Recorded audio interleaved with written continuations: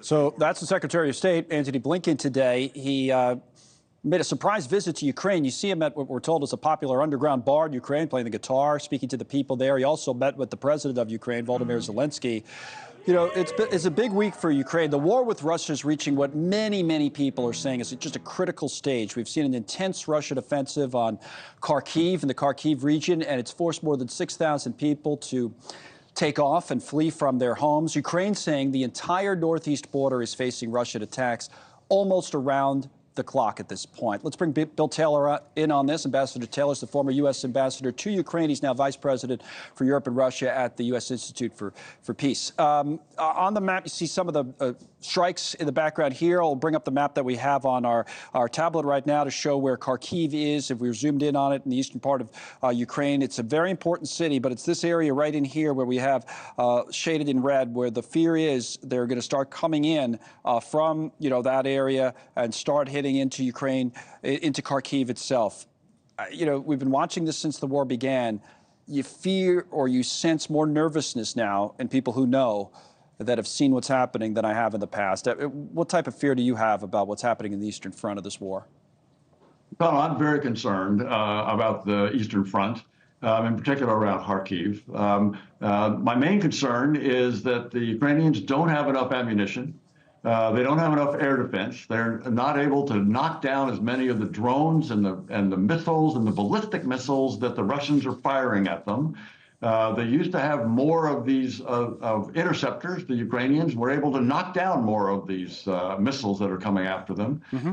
But because we were so slow, the United States was so slow in getting the assistance to them, there's about a 6-month pause in our ability to provide those weapons, the ammunition, the air defense, and the Ukrainians are the ones that are paying the price for it right now around Kharkiv. Now, that Washington Post headline reads as follows: the second Russian invasion worse than the first.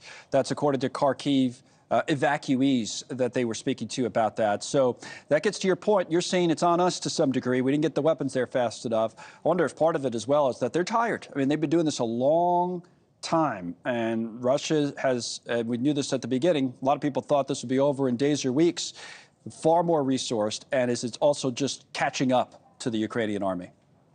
Connell, you're exactly right. Remember, most people forget, this is the 810th day of this big invasion. I'm not even talking about the invasion that started first in 2014. I'm talking about this invasion, more than 800 days, more than 2.5 years. This is, you're right, they're tired. You're right, they've been fighting this whole time. And in the beginning, you'll remember that the Russians took over Kharkiv, and then the Ukrainians pushed them back out and found some horrible things that the Russians had done. And now the Ukrainians are worried that the Russians might be coming back.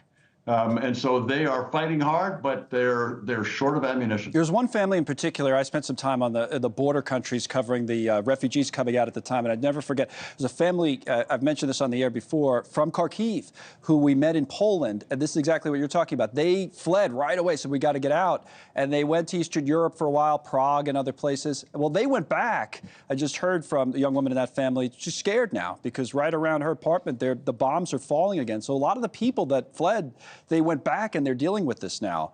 What if Russia moves into a city like Kharkiv? Then what? Is there fear that other cities in Ukraine start to fall and this could really be a big turning point?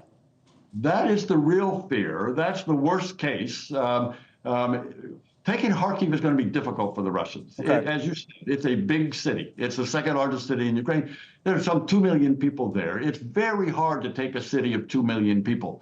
And the Russians at this point, don't have the capability, don't have the soldiers, don't have the equipment to do that, but they could. And if they succeed around Kharkiv and start to threaten more of Ukraine, that is the worst case. Can we save them at this point, or is it too little too late in terms of getting the weapons and all that kind of thing over there? It's not too little too late. It is late. The question is it too late? And the ammunition is now coming.